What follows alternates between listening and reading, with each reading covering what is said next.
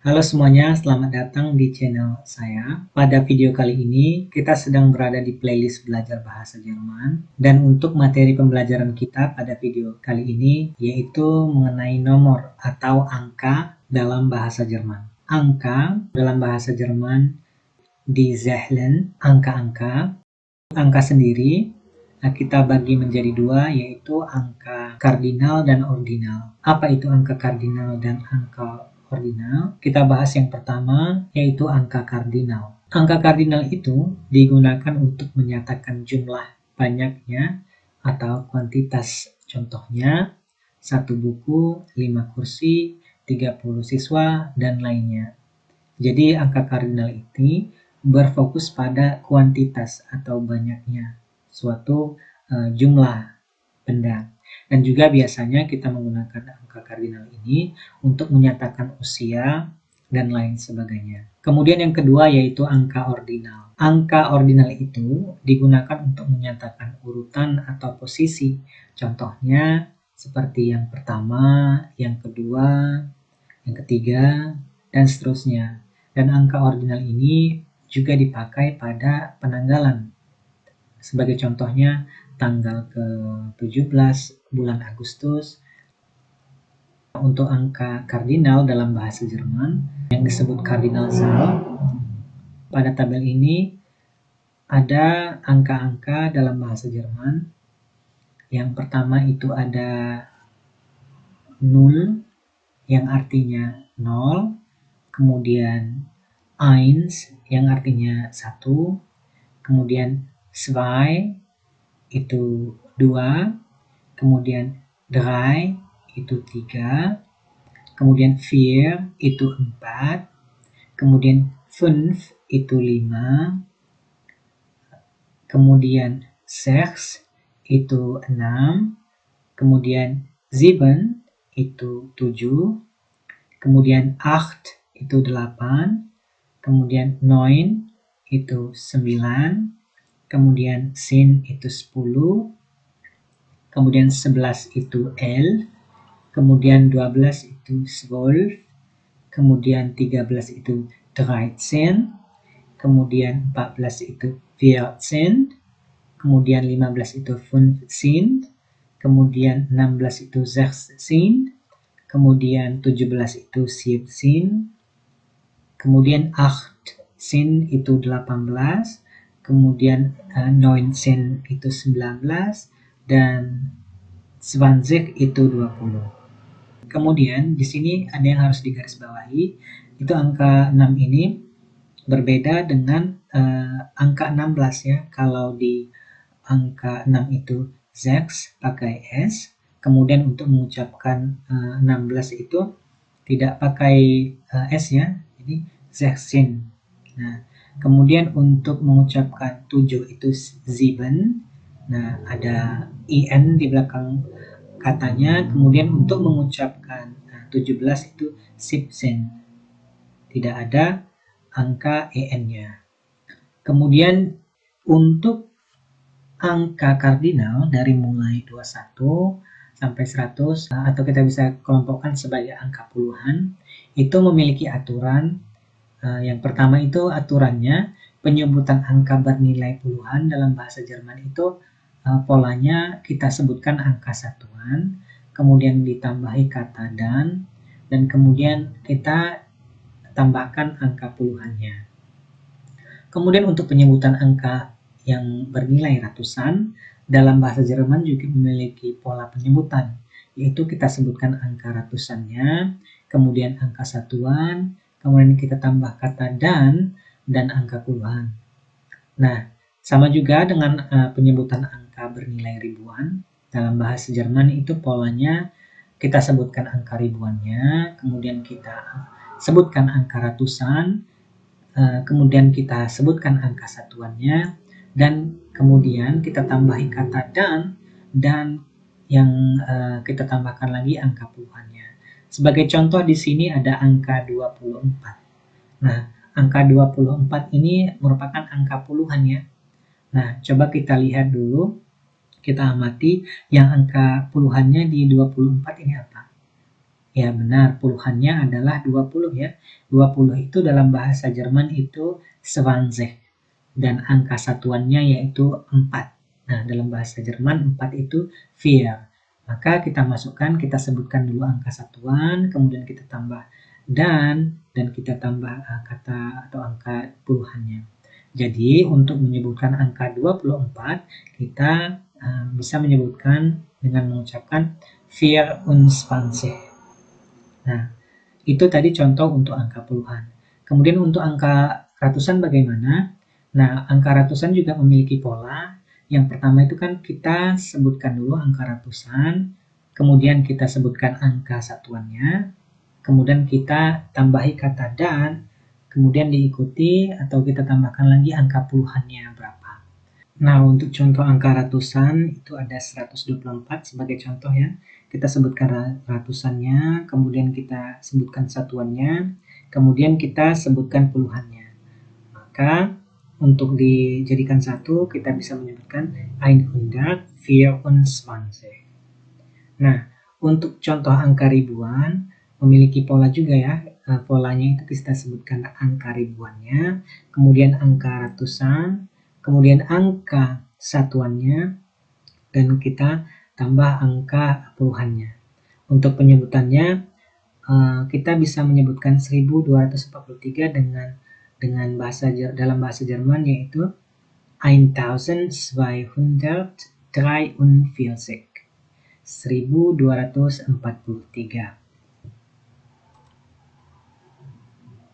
Nah, ini dia tadi yang kita bahas mengenai pola penyebutan angka kardinal ya, atau Kardinalzahl.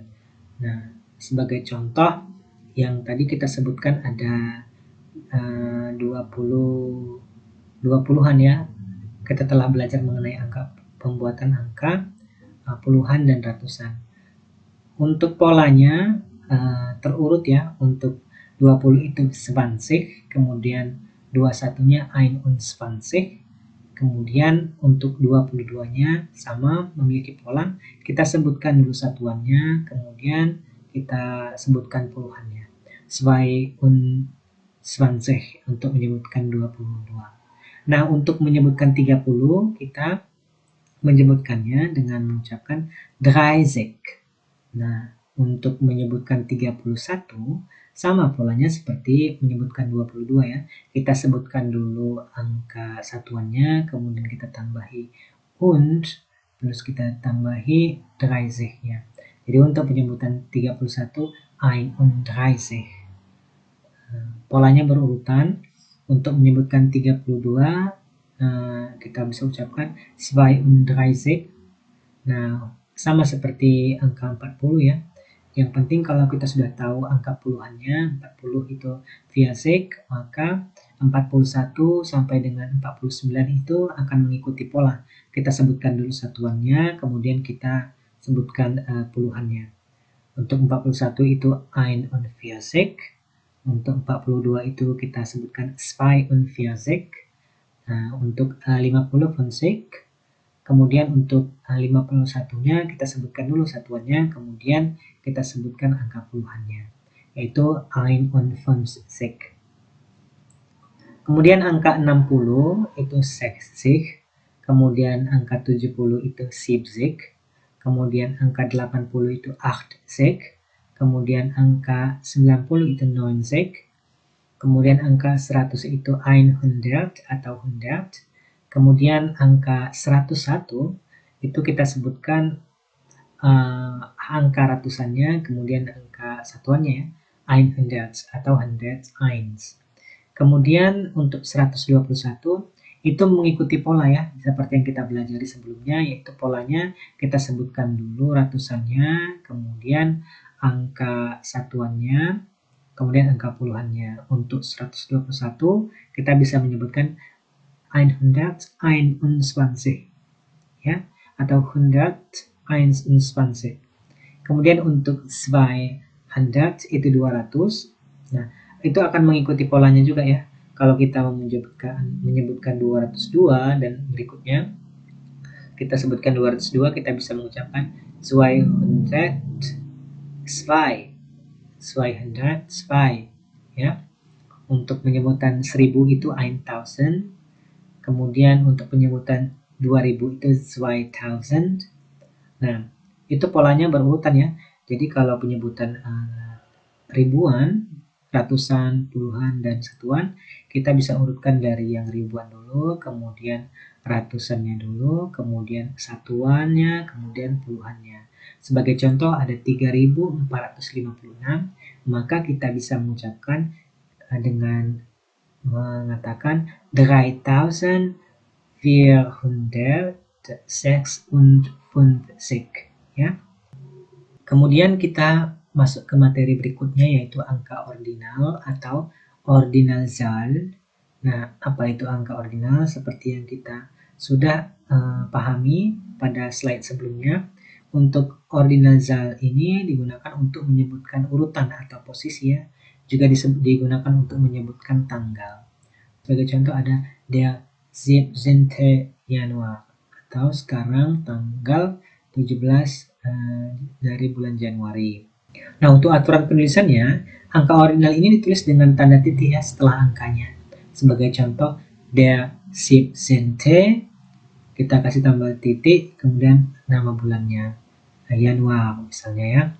Kemudian untuk aturannya, untuk nomor 1 hingga 19, kita tambahkan akhiran ya, akhiran huruf TE pada katanya, pada akhir katanya.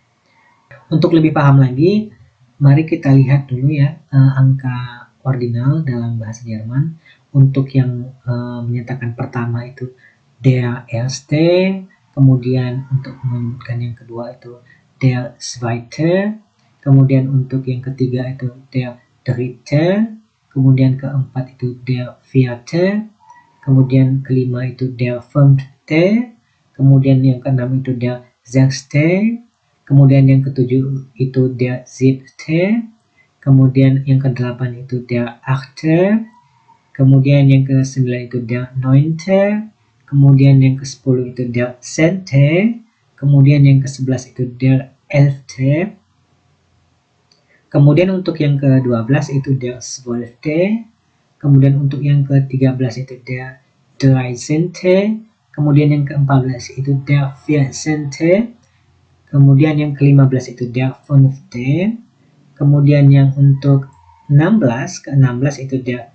sechzehnte, kemudian yang ke-17 itu der siebzehnte, dan kemudian untuk yang ke-18 itu der achtzehnte, kemudian yang ke-19 der neunzehnte, kemudian untuk penyebutan yang ke-20 itu der zwanzigste, kemudian untuk penyebutan yang ke-30 itu der dreißigste. Untuk yang ke-31 itu der einunddreißigste ya. Nah, untuk polanya kita bisa dilihat di sini ya. Sebenarnya hanya beberapa ya yang berbeda dengan angka kardinal ya.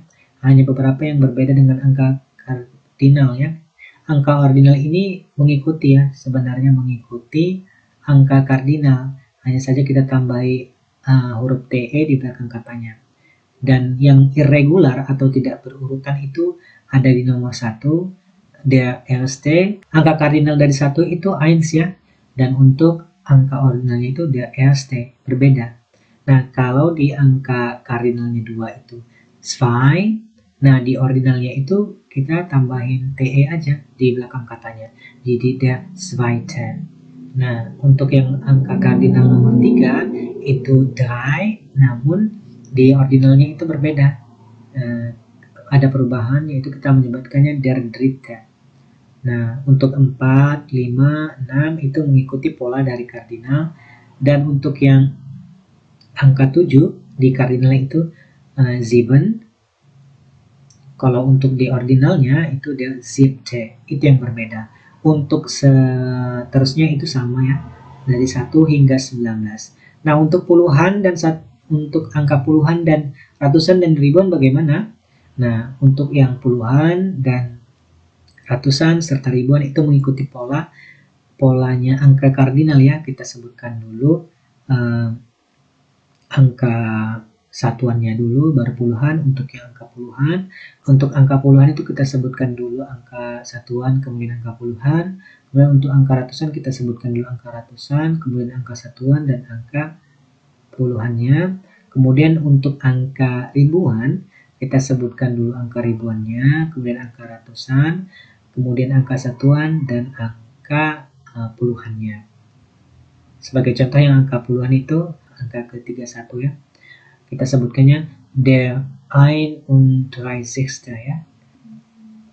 Baiklah, itu tadi video pembelajaran kita di playlist belajar bahasa Jerman mengenai materi angka atau die Zahlen pada angka kardinal dan ordinal. Semoga video ini bermanfaat untuk belajar bahasa Jerman. Terima kasih telah menonton dan sampai bertemu di video selanjutnya.